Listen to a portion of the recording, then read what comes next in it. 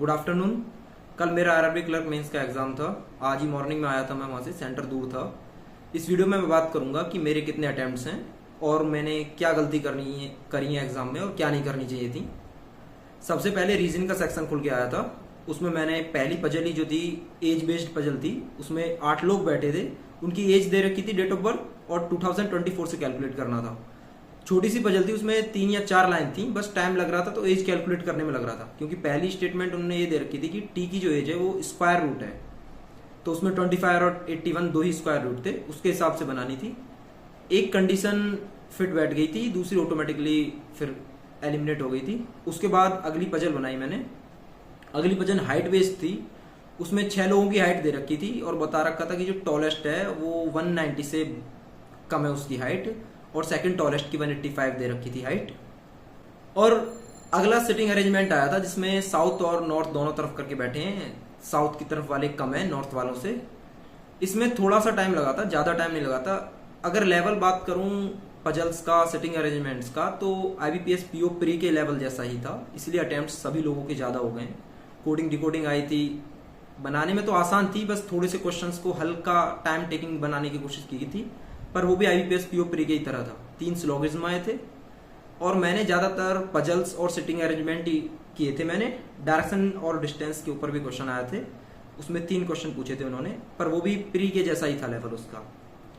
Overall मैंने अगर reasoning की बात करें तो 35 अटेम्प्ट किए हैं मैंने।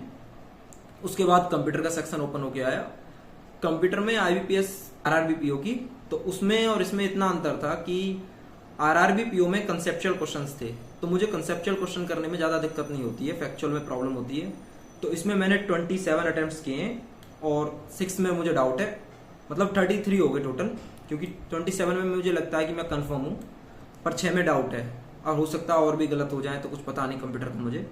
उसके बाद GS का सेक्शन आया, जिसने मतलब पहले मैं थोड़ा खुश था कि रीजनिंग का अच्छा चला गया है, कंप्यूटर भी ठीक है, अब GS में मैं 20 के आसपास क्वेश्चन कर दूंगा तो बस मजा आ जाएगा अब की बार, तो क्योंकि मॉक टेस्ट में तो 20 के आसपास में अटेम्प्ट कर ही रहा था। पर GS में जो उन लोगों ने क्या पूछा है कि टफ नहीं थी GS, और ना ही ईजी थी। GS पूछी थी उन्होंने ऊट पटांग, मतलब वो हमसे ये पूछ रहे हैं कि वोटिंग मशीन में जो EVM होती है मैक्सिमम कितने वोट्स डाल सकते हैं। और एक क्वेश्चन पूछ रहे हैं कि जो पहली बार अंडमान निकोबार में एक ट्राइब है उसने वोटिंग की है, वो कौन सी ट्राइब है। डांस दे रखे थे कि इनको डांस को मैच करो, कौन से डांस सही है। और नेशनल पार्क दे रखे थे कि इन 5 में से एक नेशनल पार्क ऐसा है जो किसी और स्टेट में, 4 सेम स्टेट में है। कोलेरू लेक दे रखा था कि कोलेरू लेक बताइए कहाँ है। और एक क्वेश्चन था कि सॉइल हेल्थ जो है, ये नेशनल सॉइल हेल्थ स्कीम, इसको किससे लिंक किया है, तो ये तो मेरा सही है, इसमें प्रधानमंत्री ग्रामीण विकास योजना से लिंक किया था। ऐसे इजी क्वेश्चन भी था एक कि केरला के साथ में कौन सा ऐसा स्टेट है जो सस्टेनेबल डेवलपमेंट जो गोल है उसमें रैंकिंग में फर्स्ट पे है, तो उत्तराखंड था उसका आंसर, वो लगाया था मैंने। ऐसे करके मैंने 8 क्वेश्चन तो ऐसे थे जिनमें मैं श्योर था, लगा दिए। फिर मैंने 4 क्वेश्चन ऐसे थे जिनमें थोड़ा क्रिटिकल रीजनिंग का इस्तेमाल किया कि हाँ 2 ऑप्शन एलिमिनेट हो रहे हैं, ये हो नहीं सकता, तो इस हिसाब से लगा दो इसे। उस हिसाब से करते हुए मैं 15 क्वेश्चन पे पहुंच गया। 8 में तो मैं श्योर हूं कि सही है, और 1-2 क्वेश्चन चेक किए थे, गलत कर दिए मैंने। एक क्वेश्चन तो ये गलत कर दिया कि कॉलिन मर्फी जो ओपनहेमर मूवी के लिए अवार्ड जीते थे, वो मैं दूसरा ऑप्शन लगाया है, ये नहीं लगा के आया। जबकि IBPS क्लर्क मेंस में भी एक क्वेश्चन आया था ओपनहेमर मूवी से। उसके बाद GS ने थोड़ा ऐसा कर दिया दिमाग कि जब इंग्लिश अटेम्प्ट कर रहा था तो इंग्लिश के हर ऑप्शन को चूज करने से पहले ये लग रहा था बस गलत ना हो जाए, क्योंकि GS में तो वही 5-6 नंबर आएंगे। अब इंग्लिश में सारे ऑप्शंस ऐसे लग रहे थे कि नहीं गलत नहीं हो जाए, पर इंग्लिश इतनी इजी आई थी कि लगा नहीं कि गलत होगा कोई। 39 अटेम्प्ट किए मैंने, एक में डाउट था। एक क्वेश्चन इसलिए लीव किया क्योंकि उसमें मुझे एरर डिटेक्शन का था, पता नहीं चल रहा था कि एरर है या नहीं है, तो मैंने वो छोड़ दिया। इसलिए इंग्लिश में क्वेश्चन ऐसे आए थे, सिंगुलर और प्लूरल दे रखे थे 2 ऑप्शंस, और उसमें चूज करना था। जैसे सीजर्स दे रखा था तो उसका ऑप्शन यही था कि हाँ यही वाला सही है। और दे रखे थे कि एनोनिम और सिनोनिम आए थे, अब की बार डायरेक्ट SSC की तरह।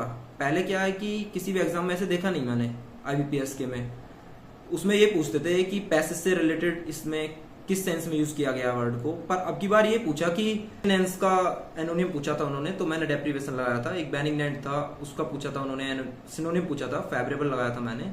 ऐसे क्वेश्चन आए थे उसमें, और प्रीलिम्स की तरह थे एरर डिटेक्शन भी। 1 लाइन में थे एरर डिटेक्शन, और उसके बाद एक पैसेज आया था बड़ा और एक छोटा पैसेज आया था। बड़ा पैसेज आसान था, डायरेक्ट क्वेश्चंस पूछ रखे थे, और छोटे पैसेज में वोकैब के भी क्वेश्चन पूछे थे कि 3 वर्ड है उन्हें जम्बल्ड करके रखा हुआ, तो बताइए ऑर्डर, करेक्ट ऑर्डर क्या उनका। और क्वेश्चंस बड़े सिली पूछ रखे थे, मतलब ये पूछ रखा था कि कौन सा गलत है इनमें से।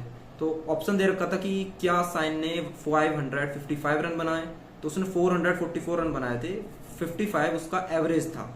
तो ऐसे बस चेंज कर रखा था डिजिट को कि 132 के स्ट्राइक रेट से बनाए थे, तो ऑप्शन में दे रखा था 123। तो बड़ा सिली सा क्वेश्चन था। मैं सोच रहा था कि बस बेवकूफ बनाने की कोशिश करिए थोड़ा सा।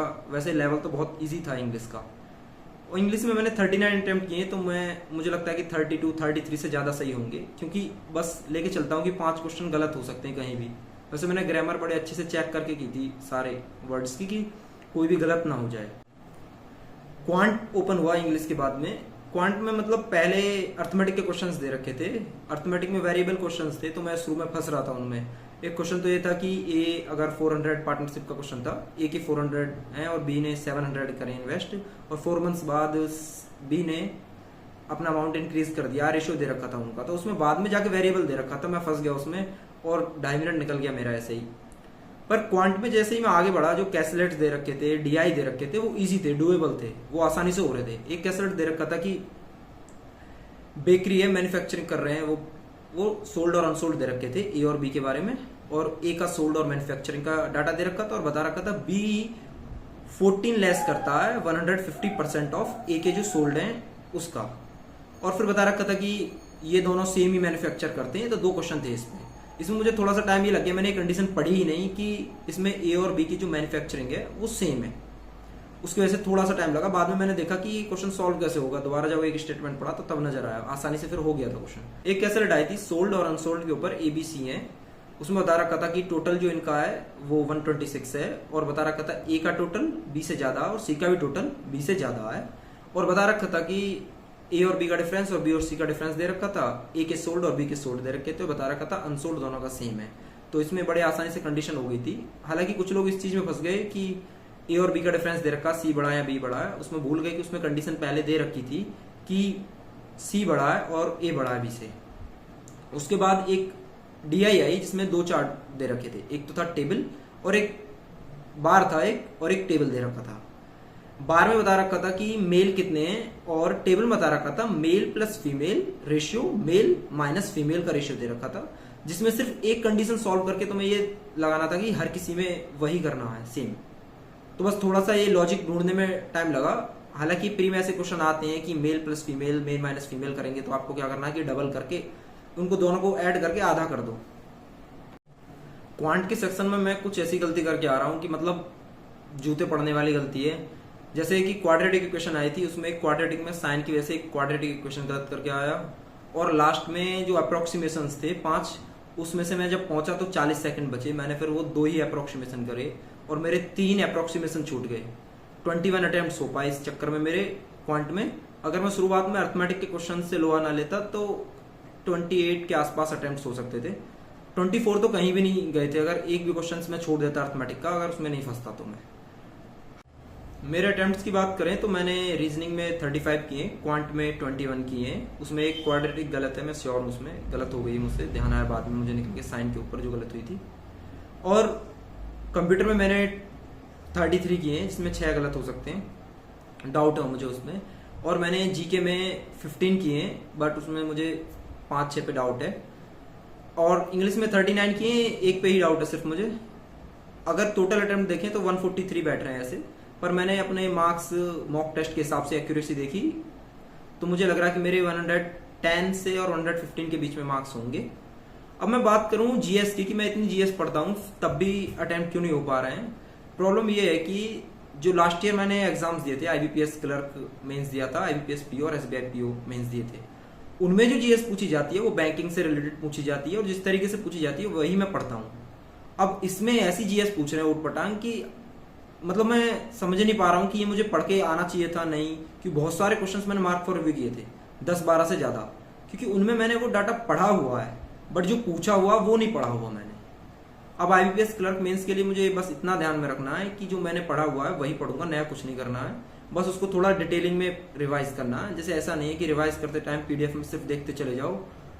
कट ऑफ के बारे में मैं ज्यादा सोचता नहीं, क्योंकि लास्ट ईयर मैंने बहुत टाइम वेस्ट किया अपना कट ऑफ के बारे में सोचने में कि इतनी कट ऑफ जाएगी और उतनी जाएगी। यूट्यूब पे भी काफी लोग बताते हैं कि इतनी कट ऑफ जाएगी, पर अभी तक कोई भी बंदा ऐसा मिला नहीं कि जो प्रिडिक्ट करवाए, क्योंकि ये बहुत ज्यादा डायनेमिक चीज है। कई बार बहुत ज्यादा हाई कट ऑफ प्रिडिक्ट करते हैं और बहुत लो चली जाती है, कई बार लो करते हैं और हाई चली जाती है। तो इस चक्कर में इसमें तो दिमाग खराब करना ही नहीं अपना, आगे बहुत एग्जाम्स हैं उन पर फोकस करना है। Okay, thank you for watching. मिलते हैं अगली वीडियो में, तब तक पढ़ते रहिए।